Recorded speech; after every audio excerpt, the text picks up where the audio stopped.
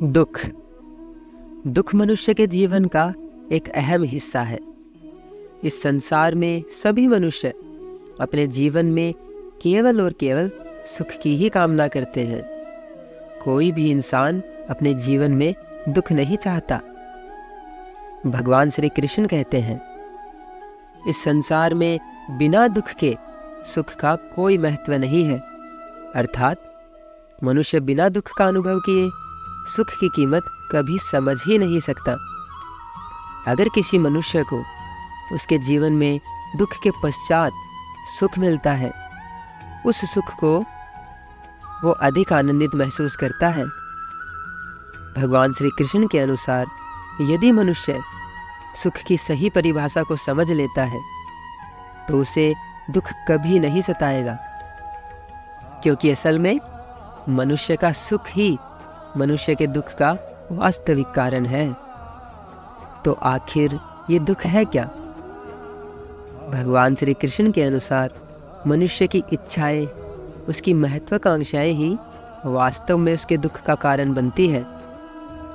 मनुष्य सदैव कुछ पा लेने को सफलता तथा कुछ खो देने को असफलता मानता है, और इस सफलता तथा असफलता को मनुष्य सुख तथा दुख में परिभाषित कर देता है, और सुख तथा दुख के कारण स्वयं उत्पन्न करता है।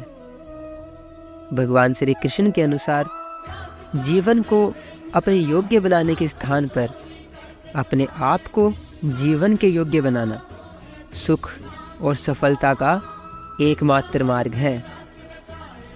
अगर किसी इंसान को उसके जीवन में किसी भी प्रकार का कोई दुख मिलता है तो इंसान सदैव यही कहता है, हे भगवान, मुझे ही ये दुख क्यों दिया। परंतु भगवान ने अगर किसी के भाग्य में दुख लिखा है तो इसका अर्थ यह भी है कि भगवान उसको इस योग्य समझता है कि वो किसी भी कठिन परिस्थिति में स्थिर रह सकता है। दुखों का जीवन में आना इसलिए भी आवश्यक है क्योंकि दुख इंसान को मजबूत बनाते हैं, और अपेक्षा मनुष्य को कमजोर बनाती है।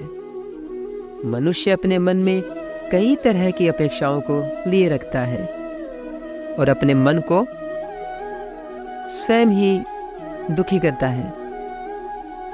श्री कृष्ण कहते हैं, मनुष्य के सारे संबंधों का आधार है अपेक्षा।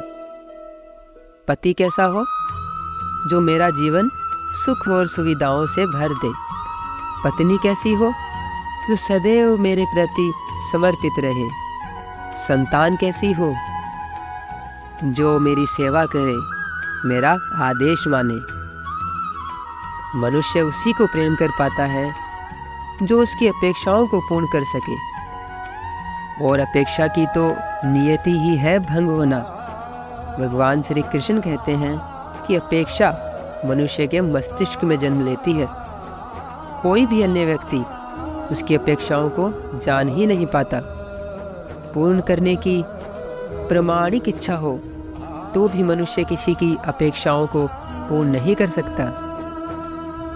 मनुष्य सदैव या तो अपने बीते समय अथवा भविष्य की योजनाओं को लेकर चिंतित और दुखी रहता है। भगवान श्री कृष्ण कहते हैं कि अगर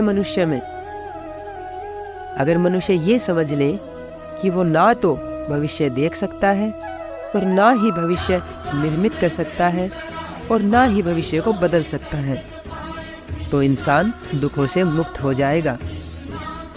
क्योंकि जीवन ना तो अतीत में है और ना ही भविष्य में। जीवन तो केवल और केवल इस पल और इसी क्षण में है। राधे राधे।